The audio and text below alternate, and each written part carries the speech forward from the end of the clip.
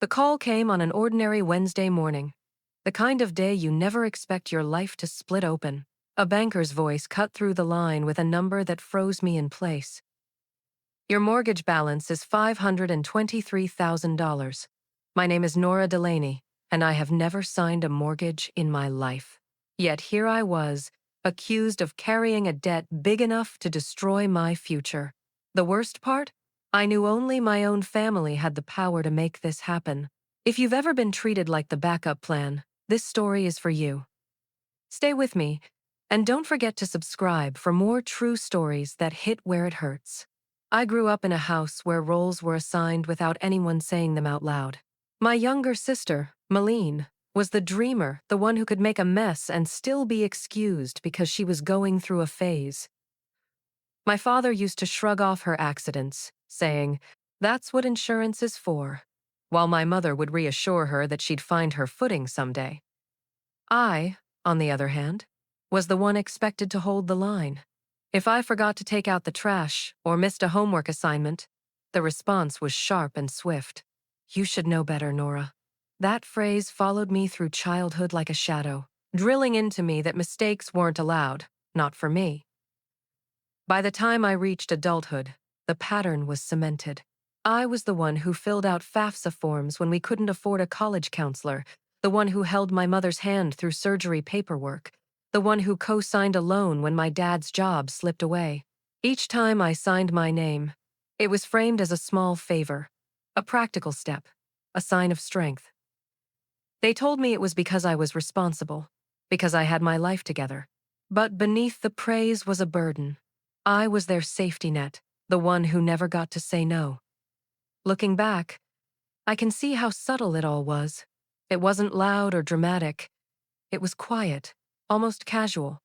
They didn't treat me poorly in obvious ways. They never called me names or cut me out of family events. Instead, they handed me their responsibilities one by one, cloaked as trust. "You're the strong one," my mother would say with a smile, as if strength was a compliment and not a demand. My father once told me, "You're our calm in the storm," and for years I wore that like a badge of honor. What I didn't realize was that it meant my storms didn't matter. Malene lived with a kind of reckless grace, always sure that someone would bail her out. And she was right, because that someone was me. When she wanted a new car but couldn't manage the payments, I was the one who helped navigate the mess when it was repossessed. When she bounced between jobs and her credit took a hit, my mother would lean in and whisper, "Don't worry, Maddie always finds a way." But that way often came through me. I was the fallback, the backup plan, the quiet daughter whose name and credit were treated like a family resource. I didn't see the danger back then. I told myself it was love, duty, or just what families did. I thought my role was proof of my resilience, that being the dependable one meant I had value. But over time, the weight of it grew heavier, even if I couldn't admit it. What started as signing school loan forms or medical authorizations slowly turned into a habit of saying yes before anyone even asked. By the time that phone call from the bank arrived, I shouldn't have been surprised. The truth is, my family had been writing me into their plans for years. I just didn't realize how costly it would become until the bill finally landed at my door. The envelope from the bank arrived in my inbox like any other PDF, but opening it felt like peeling back the skin of my own life. Page after page, there it was, my name printed in bold, my birth date, my social security number, and a signature so close to mine it made my stomach flip. At first glance, it looked real, but then I saw the details only I would notice. The clean, steady R instead of the hesitant curve I've always had. The Y in Delaney perfectly straight instead of tilting upward the way my hand naturally drags. Someone had practiced me. Someone had studied me long enough to turn my identity into their key. I didn't need a handwriting expert to tell me who it was. Malene had always borrowed from me in little ways, lipstick, shoes, even the wording of job applications I had polished for her. Now, she had borrowed the one thing that couldn't be returned, my name. That forgery was more than ink. It was a declaration that my life, my credit, my future belonged to her convenience. For days, I couldn't sleep. I sat on my apartment floor, surrounded by piles of old folders, tax returns, co-signed student loans, medical authorizations, every document that carried my handwriting next to theirs. Piece by piece, I realized how I had delivered the tools they needed. I had trusted them with everything, never once imagining those same papers could be twisted against me. Every time I thought of my mother's proud tone, "Nora doesn't need help, she always figures it out," I felt the sting of how those words had been weaponized. Strength, in my family, had become an excuse to use me. I decided to test the waters before accusing anyone outright. That Sunday, I drove to my parents' house, the one with the cracked driveway and the lemon cleaner smell that never seemed to fade. Dinner was pot roast, mashed potatoes, and Malene scrolling her phone on the couch like nothing in the world could touch her. My father grunted at the television. My mother hummed for the dishes. It was almost comforting, almost. When plates were cleared, I asked as casually as I could, "Does anyone know about a mortgage with my name on it?" Silence thickened the air instantly. My mother's smile froze, Malene's shoulders tensed, and my father shifted in his chair. Finally, my mother spoke in the voice she used when smoothing over unpaid bills. "Oh, honey, that's just paperwork. Malene needed a little help qualifying. It's not like you're actually paying anything. It's family." I stared at her, wondering if she heard herself. Not fraud, not theft, just paperwork. As if my signature was a family resource, no different from a casserole dish borrowed for Sunday dinner. Malene didn't even look up from the table when she added, "You have good credit. I don't. It's only fair you help." What's the big deal? Fair. That word hit me harder than the dollar figure. They had convinced themselves it wasn't betrayal at all, it was justice. I had what she lacked, so of course it should be hers. My role wasn't a sister, wasn't a daughter, it was a walking credit score. I wanted to scream, to pound my fists against the table, to force them to see what they had done, but I didn't. Instead, I nodded once, slow and steady. "Thanks for explaining," I said. My mother relaxed, my father reached for the remote, and Malene slipped back to her phone. They believed the crisis was over. They thought I was still the quiet one, still their safety net.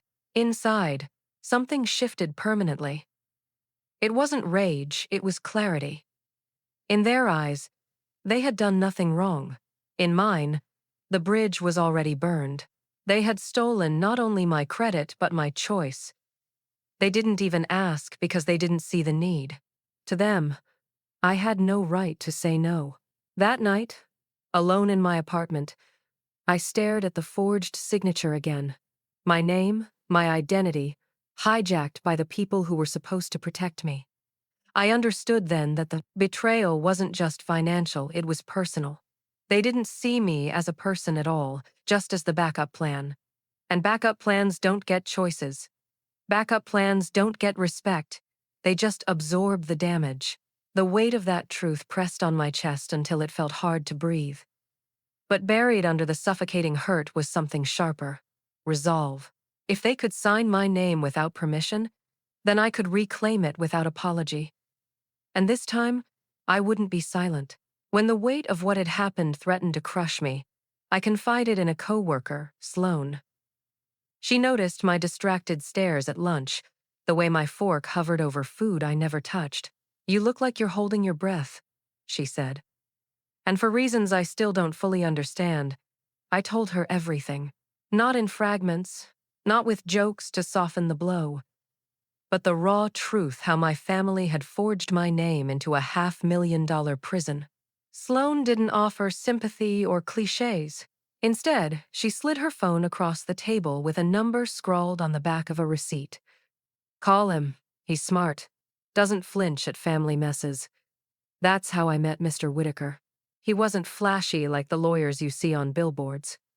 No polished office with glass walls, no receptionist in heels. Just a quiet cafe 3 blocks from my apartment. A man in his 60s with a black coffee, a battered legal pad, and a voice that cut through the noise like a blade. He listened while I spoke, flipping through the folder I had pieced together in long, sleepless nights. When I finished, he tapped the stack once, closed it, and looked me in the eye.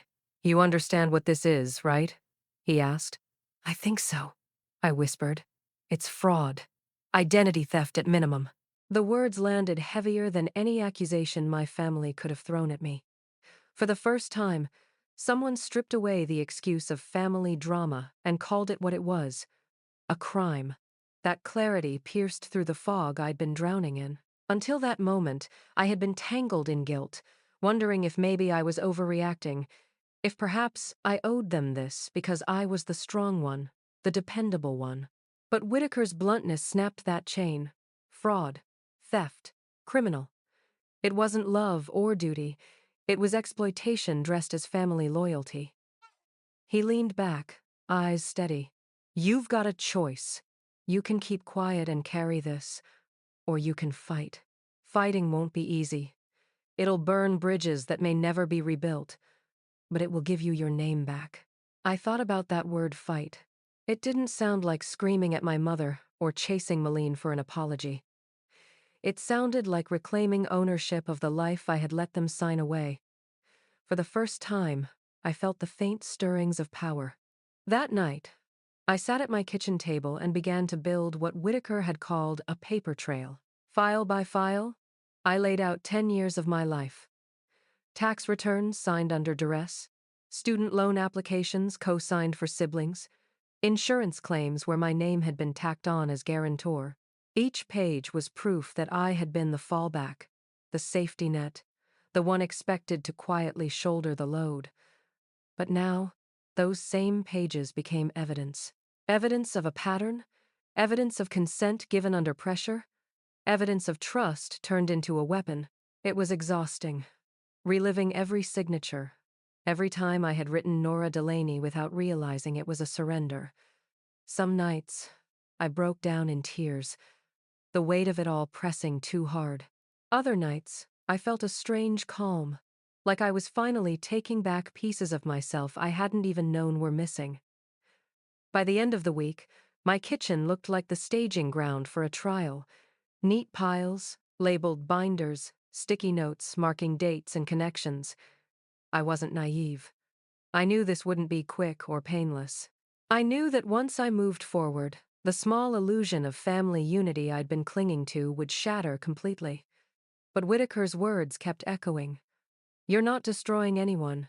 You're reclaiming what's yours." For years, I had lived as the family's backup plan. The rock, the calm in the storm. That role had nearly cost me everything. Sitting there with my paper trail spread before me, I realized something had shifted. I wasn't the backup anymore. I was the one writing the plan. And this time, it was mine. Filing the police report was the hardest easy thing I've ever done.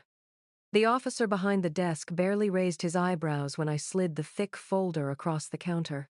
He'd seen it before. I could tell the tired tilt of his mouth said family fraud cases weren't rare, just exhausting. Still, when he opened the folder and started flipping through my organized trail of signatures, notarized forms, and forged mortgage documents, his brow tightened with every page.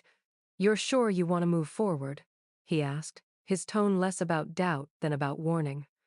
I didn't hesitate. "If I don't, they'll keep doing it." He nodded, stamped the report, and suddenly, it was official. The next step was sending the certified packet to Liberty National Bank. My dispute letter, the police report, copies of my identification. I stood at the post office counter, watching the clerk slide the envelope into the outgoing tray like it was just another piece of mail. For me, it was the line I had drawn, sharp and permanent.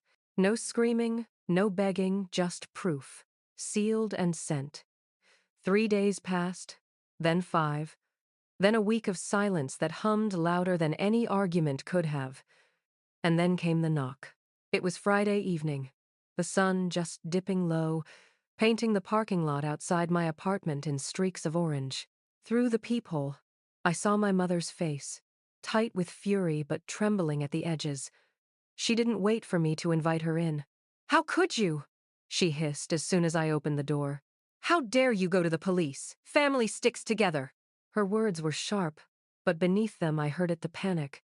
Not about what they'd done to me, but about what exposure meant for them. I stood my ground. "Family asks," I said softly. "Family doesn't steal." For a moment, she blinked, like the calmness in my voice struck harder than shouting ever could. She scrambled for footing. "You've ruined everything. Do you know how this looks?" I nearly laughed at the irony. What it looked like was a daughter reclaiming her name. But I didn't give her the satisfaction of another word. I closed the door, the latch clicking louder in my ears than any slam. On the other side, her muffled protests faded into silence. The next morning, my inbox lit up with an email from Liberty National.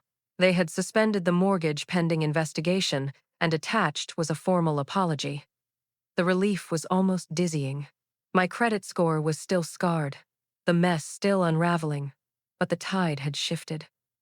For the first time in months, maybe years, I wasn't powerless. I didn't call to tell my parents. I didn't answer Maline's 12 missed calls or the voicemails she left, each one angrier than the last. Instead, I turned inward. Saturdays were spent at the farmer's market, buying flowers for my kitchen table. Sundays, I tried pottery at the community center, shaping wobbly mugs and uneven bowls with my hands. In those quiet hours, I remembered what it felt like to own my time, my choices. No guilt, no phone buzzing with demands, just me. Months slipped by. Spring crept in with soft blossoms, the world blooming as though nothing had broken. Yet I knew something had. The illusion that family loyalty could excuse anything. That illusion was gone, and in its place stood something stronger: boundaries. Then, one evening as the sky blushed into sunset, I saw them. My mother, my father, and Malene, standing at the edge of the parking lot near my building. They looked smaller than I remembered. Malene's makeup was smudged, my father's shirt wrinkled, my mother clutching her purse like it was the only solid thing she had left. They didn't move closer at first, like they weren't sure if they had the right. "Nora," my mother began, her voice unsteady. "We made mistakes, but we're still family." Malene stepped forward, desperation flickering in her eyes. "I just need help. Just for a little while. Please don't shut us out." There was no fire left in me, no rage, only a stillness that came from knowing why they were there. Not because they loved me, not because they wanted to make things right. They needed me again. I reached into my coat pocket and pulled out a manila envelope. Inside was a copy of the forged mortgage, stamped in red with one simple word: void. Tucked behind it was an old birthday card, the one that had once called me their backup plan. I handed it to my mother. Her hands shook as she took it. "I'm not angry," I said quietly. "Not anymore." She opened her mouth to respond, but I didn't wait. "Not anymore," I repeated, "and not again." I turned and walked away, my footsteps steady on the stairs. The wind lifted the edge of my coat, the last light of day stretching my shadow long across the pavement. For the first time in my life, I didn't look back. Sometimes walking away is louder than any scream. That night, I finally understood just how deafening silence could be. I walked away that night without looking back, and for the first time, the silence wasn't heavy, it was freeing. My family had spent years reminding me I was their backup plan, the one they could count on to fix every broken piece. But standing on my own, I realized I didn't have to be their safety net anymore. I wasn't abandoning them. I was reclaiming myself. Sometimes, the most powerful thing you can do isn't to shout or fight, it's to close the door and let the truth speak louder than any words. If you've ever been treated like you were just a resource, a lifeline, or a name to be used when it's convenient, You know how hard it is to break free. But freedom comes with boundaries.